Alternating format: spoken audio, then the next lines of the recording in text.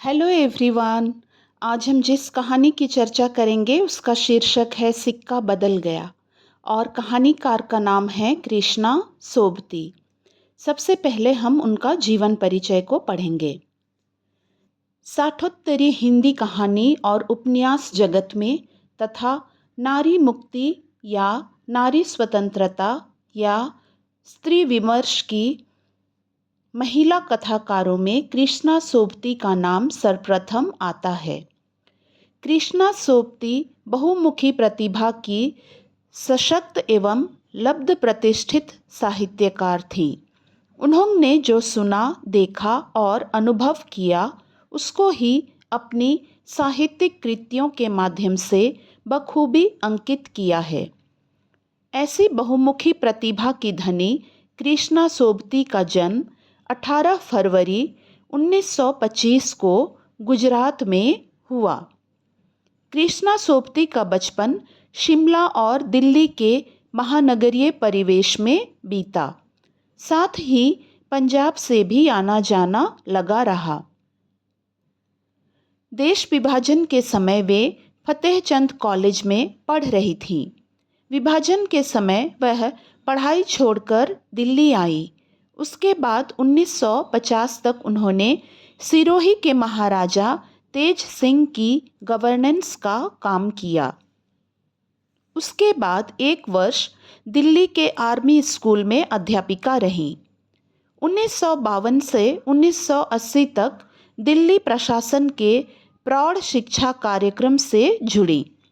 कृष्णा सोबती के पिताजी फौज में काम करते थे, इसलिए उनकी शिक्षा दिल्ली, शिमला और लाहौर जैसे शहरों में संपन्न हुई थी।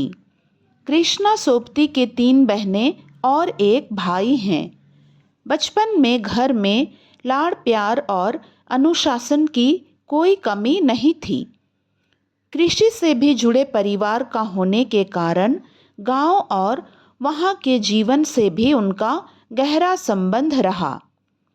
कृष्णा सोबती के पिताजी उन्हें अच्छी अच्छी पुस्तकें पढ़कर सुनाते थे, जिससे उन्हें जीवन का ज्ञान प्राप्त हुआ। हिंदी साहित्य को अधिक समृद्ध करने में अपनी वैविध्यपूर्ण रचनाओं द्वारा महत्वपूर्ण योगदान देने वाली कृष्णा सोबती अपने उपन्यासों के जरिए अधिक प्रसिद्ध हुई हैं। उनके प्रकाशित उपन्यास डार से बिछुड़ी, मित्रों मर जानी, सूरजमुखी अंधेरे के, समय सरगम, यारों के यार, ए लड़की आदि हैं।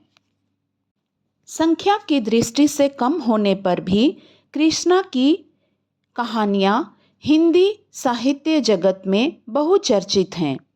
उनकी प्रथम कहानी जाभा 1944 में ही रची गई थी, लेकिन उनका प्रथम कहानी बादलों के घेरे 1944 से 1959 तक लिखी गई। 24 कहानियों का संग्रह 1980 में प्रकाशित हुआ था। 1968 में उनकी बहुचर्चित लंबी कहानियाँ यारों के यार और 3 पहाड़ प्रकाशित हुई थी, जबकि उनकी ख्याति प्राप्त ए लड़की, जिसे आलोचक लंबी कहानी मानते हैं, 1991 में पुस्तकाकार रूप में बाहर आई थी। 1989 में सोबती एक सोहबत का प्रकाशन हुआ था। इसमें विभिन्न विषयों पर आधारित 4 विचारोत्तेजक निबंध और 2 कविताएं भी संकलित हैं। इनमें से एक कविता गलबहियों में उमड़ती उनके उपन्यास जिंदगी नामा की भूमिका में पूर्णतया उद्धृत की गई है। चलिए हम इस कहानी के प्रमुख पहलुओं के बारे में जानते हैं। सिक्का बदल गया कहानी सन 1947 ईस्वी के भारत पाकिस्तान के विभाजन पर आधारित कहानी है। विभाजन के समय हिंदू और मुस्लिम समुदायों के बीच तनाव का माहौल था। देश में धर्म के नाम पर दंगे फसाद हो रहे थे। हजारों लोग बेघर हुए, मारे गए और शरणार्थी बन गए। जिनके पास सत्ता थी उन्हीं के सिक्के चलते थे। कहानी की प्रमुख पात्र का नाम शाहनी है। अन्य पात्रों में शेरा, हुसैना, दाऊद खां, रसूली, बेगू पटवारी और मुल्ला इस्माइल हैं। पूरी कहानी शाहनी के इर्द गिर्द घूमती है। शाहनी एक हिंदू महिला थी। वह एक स्वाभिमानी एवं परोपकारी महिला थी। उसके पति शाहजी अब नहीं रहे। उनका कोई वारिस नहीं था। शाहजी जब जीवित थे तब उनका बड़ा रुतबा था। शाहनी के पास आलीशान हवेली है। वह एक जमींदार महिला है। दूर दूर तक गांवों तक फैली जमीनें हैं। बेशुमार धन दौलत है। हमेशा की तरह शाहनी प्रातःकाल उठकर एक दिन चनाब नदी में स्नान करने गई थी। सूर्य को अर्घ्य देने के बाद वहां पर अनगिनत पैरों के निशान देखकर वह सहम गई। वह पिछले 50 वर्षों से चनाब नदी में नहाने के लिए जा रही थी। उस दिन शाहनी हवेली जाने से पहले शेरा के पास जाती है। शेरा की माँ जैना की मृत्यु के बाद शाहनी ने ही शेरा को पाल पोस कर बड़ा किया था। शेरा शाहनी के विरुद्ध षड्यंत्र रचता है। विभाजन के परिणाम स्वरूप वह उन परिस्थितियों के गिरफ्त में आ जाता है और अपने ही लोगों को मौत के घाट उतार देता है। शेरा एक समय में शाहजी का बहुत खास हुआ करता था और उसका बहुत अच्छा सेवक भी था। शेरा का विवाह हुसैना के साथ हुआ था। शेरा हवेली में रखे सोने चांदी से भरे संदूकों की चोरी के बारे में सोच रहा था, तभी शाहनी वहां आ जाती है। शाहनी वहां आते ही शेरा से कुछ बातें करना चाहती है। वह बहुत ही चिंतित दिखाई देती है। उसके मन में जो डर, भय और चिंता का भाव है वह सब कुछ शेरा के साथ साझा करती है।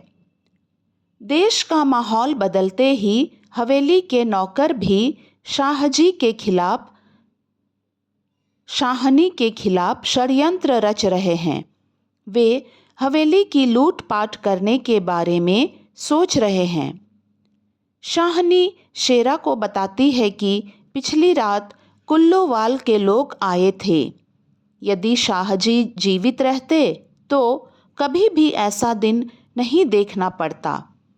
लेकिन शेरा भी सोचता है कि हमारे ही भाई बंदों से सूद लेकर शाहजी सोने की बोरियां तोला करते थे।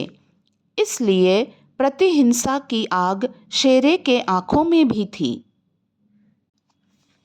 शाहनी की ममता को शेरा भूल नहीं पाता है।